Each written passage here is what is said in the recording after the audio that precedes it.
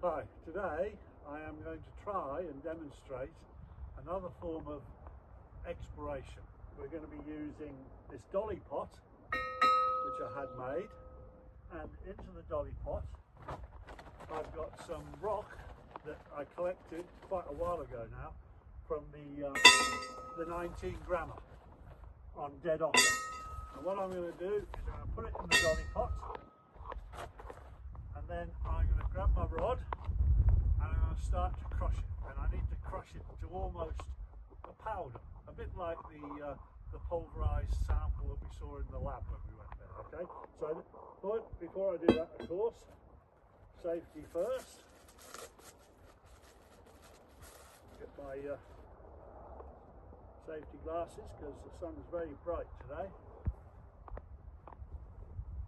And gloves, because these little chips, they can fairly fly, and lots of sparks too because of the quartz. So here we go, and I'm going to start crushing.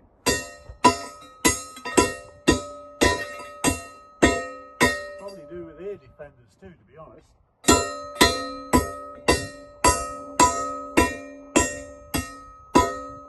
So if you come and have a look at that, just after just a few pounds, we're starting to get it pulverized a bit.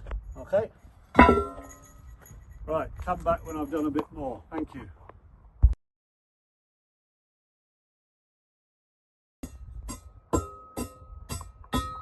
Well, I've given it loudly for a while, and we're certainly starting to get there. You can see the fine dust coming off maybe. No danger of any gold floating away.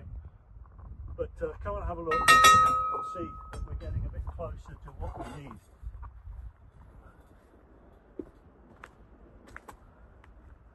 See, there's quite a bit of fine powder in there, but there's still some large chunks of quartz, which possibly where the gold is, so I need to crush those. So come back in another 10 minutes and we'll see how we get on, okay?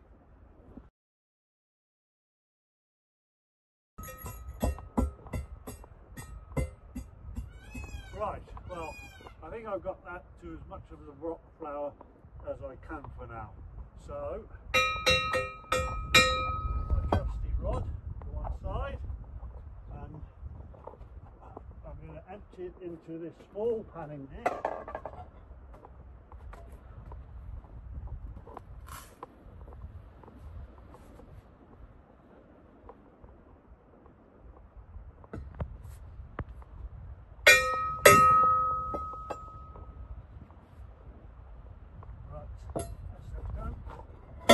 Probably wash that out into the panning dish when I've finished, but next thing I'm going to do is I'm going to go and weigh this, okay?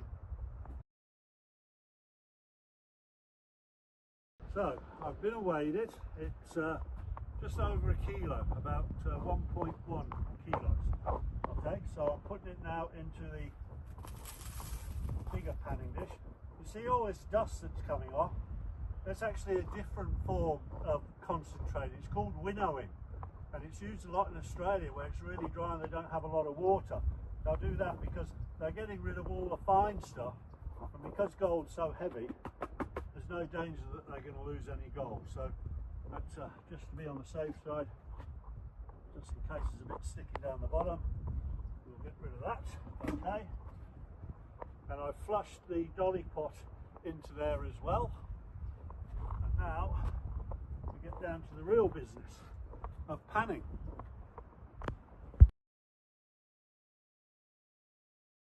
Right, so now I'm going to start panning. First of all, we get some water in the dish, and these panning dishes, they have ribs on one side, and the idea of the ribs is because gold is so heavy, you agitate it around, okay, make sure it's all really wet, still dry in the middle there, get plenty of water in there. But first of all, we're actually sort of like cleaning it, just to make sure. But we want to keep agitating it to make sure. A lot of people do this two-handed, but it's not that heavy. So, and what we're doing now is, as you can see, we get this motion, and ideally what's happening is, as I'm agitating it there, the gold is going to the bottom of the dish, and the lighter material is coming off the edge. more water. Swirl it around a bit, and here we go again.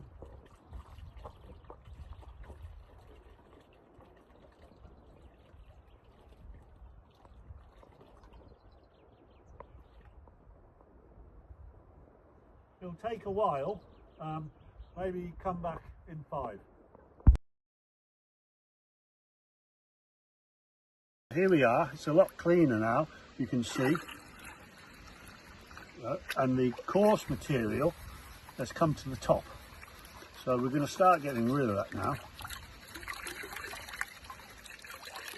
You can afford to be quite rough with it because, as I say, as long as you keep agitating it to make sure that the gold is down at the bottom and being held back by those ribs, you can afford to be quite rigorous. My father really got into panning once, but where he was living there was no chance of him going to any burns or streams or anything to see if there was any gold in them. So I remember he borrowed my mother's wedding ring and shaved a few bits off the wedding ring so he could practice his panning with real gold. She's probably never forgiven him. So we're getting there slowly, so I suggest you come back in a little bit longer. But yeah, here we are, we're getting there. So we're starting to get down a bit. It still needs a bit more, but maybe I can just, you see there at the head of the pan, we've got quite a bit of pyrite showing. I don't know whether there's any gold in it yet, but certainly pyrite. So we need to refine it down a bit more. Right, so we're starting to really get there now. I'm not using the ribs at the moment, I'm just using the actual rim of the pan. So we'll get rid of some of that last bit of dross. Right, and then just, you can see that tail forming there now. There's a lot of pyrite there, but we're going to have to refine it down a bit more to see if there's any gold in it. Okay, leave it with me. I've got the tail down to as fine as I can now. You can see quite a bit of pyrite in there. I had to put a little bit of washing up detergent in the water because bits were floating away. This can happen, but yeah, hopefully you can see the pyrite in there, and let's hope there's a bit of gold in there too. Next stage is to get some under the microscope.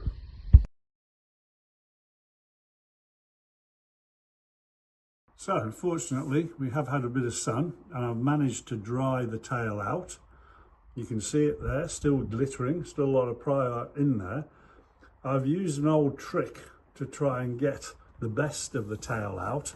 You can see here I used a bit of sellotape to squish in and pick up what I could of the tail. And now I have it underneath a digital microscope, and hopefully you can pick up that grain there, which I believe is a grain of gold. I sent it to a trusty colleague who said, Mark, yes, definitely gold, and there might be 1 or 2 other grains in there as well. So it remains a confusion, the Dead Otter trend. The Otter trend, specifically the 19 grammer, remains a little bit enigmatic, shall we say.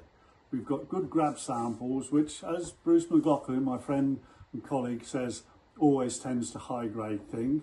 We've got low order values in the channel sampling, disappointing results from the drilling, but now we've panned gold. It's the second time I've seen visible gold come out of the Dead Otter trend. So we really do have to go back to the drawing board, and maybe we have to do some more basic geology, field work, structural mapping, possibly some more soil sampling. Certainly get the VLF processed, because I'm very pleased with the results I'm seeing from the VLF at Sunbeam. So yes, we've got to tie it all together, but certainly the jury's out on the Dead Otter. It's not dead.